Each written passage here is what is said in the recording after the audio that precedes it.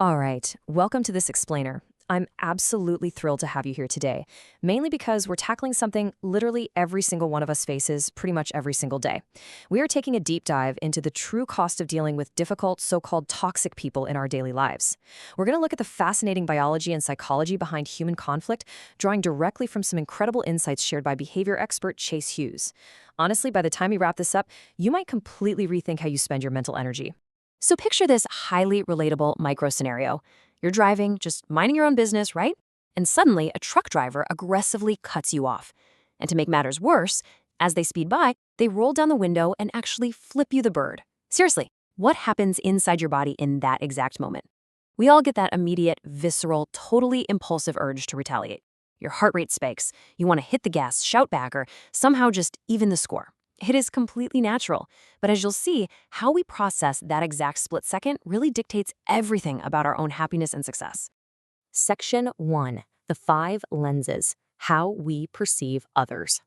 Okay, let's dive into this framework. To really understand our reactions, behavior expert Chase Hughes breaks down how human beings process conflict into 5 distinct evolutionary steps.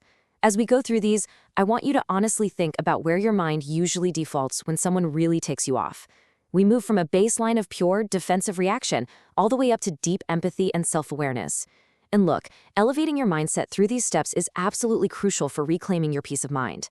Here we have the first 2 levels. At level 1, which is the broken lens, we see the person who wronged us as having broken the social contract. Our immediate gut instinct is, I have to fix this. When that driver cuts you off, you feel like they've taken this unearned status over you, and you desperately want to fix that broken hierarchy to level the playing field. Then we move to level 2, the different lens. Here, you still see the person as separate and totally different from you. You stay incredibly angry. You might not actually try to run them off the road to fix the balance, but you're sitting in your car secretly wishing they'd hit a telephone pole. You're still burning a massive amount of emotional fuel, just doing it passively. Now, what's really interesting is level 3, facts. When you finally elevate your mindset to this level, you stop trying to fix the person and you stop wishing them harm. You just see them as a fact of nature. The source material shares this great analogy about a guy in a military platoon who was just acting like a total prick and upsetting everybody. Well, the level 3 approach is simply accepting it. You ask, why is he acting like a prick? Because that is who he is. That is his job. You just accept this difficult person, whether they're in your platoon, at the office, or out on the road, as a basic, unchangeable fact of life. Pushing even further, we hit level 4, reasons. This is where you bring a profound sense of empathy into the equation. It's a real game changer. Instead of just seeing an aggressive jerk, you start looking for their origin story. You look at that aggressive guy needing to dominate the freeway, and instead, you see an 8-year-old boy who was hurt in the past, who made a promise to himself that he would never, ever let anyone hurt him again, and so he constantly feels the need to act like he's in charge. When you assign a reason to the behavior, the anger naturally just starts to dissolve.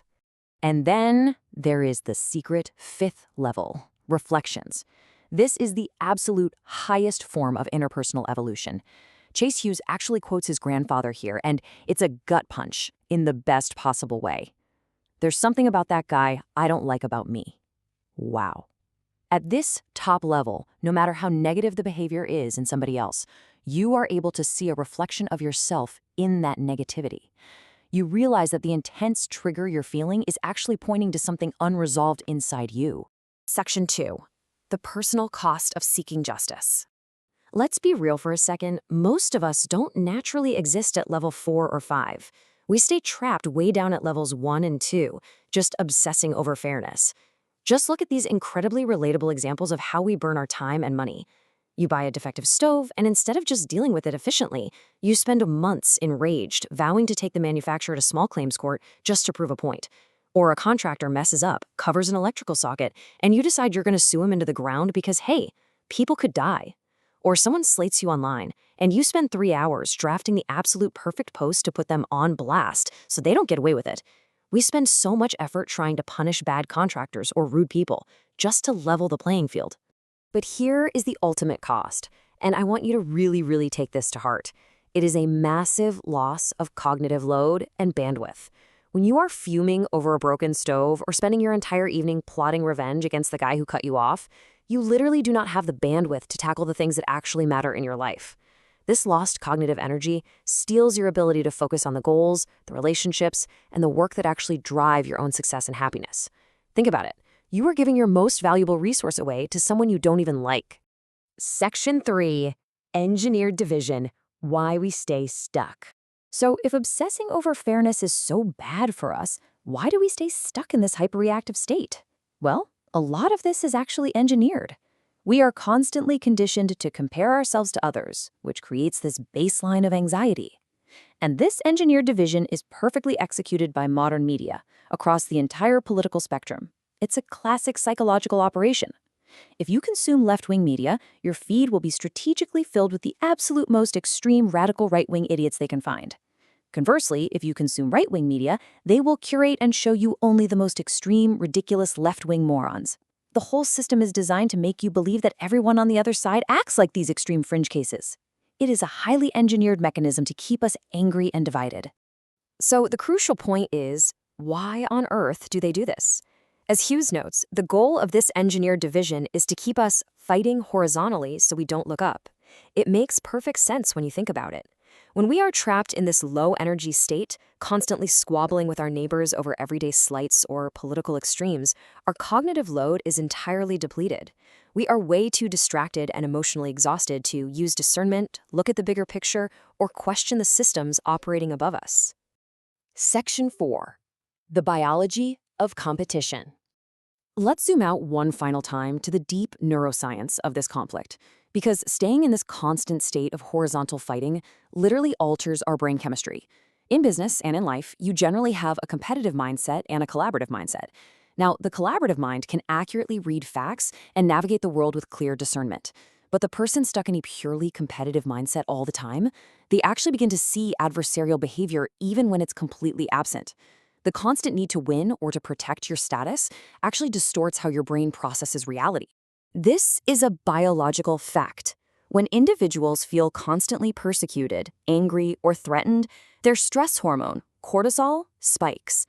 And if their testosterone is also unusually high, this chemical cocktail drastically rewires their threat perception. Your brain physically loses the ability to interpret the world neutrally. And this brilliantly illustrates exactly how dangerous that chemical distortion really is. Hughes points out that someone with these spiked cortisol and hormone levels can walk into a totally normal grocery store and see someone looking at them with a completely neutral facial expression. But because their biological perception is altered, their brain registers that neutral face as a terrifying, direct threat. They will literally perceive an enemy where there is only a bystander picking out produce.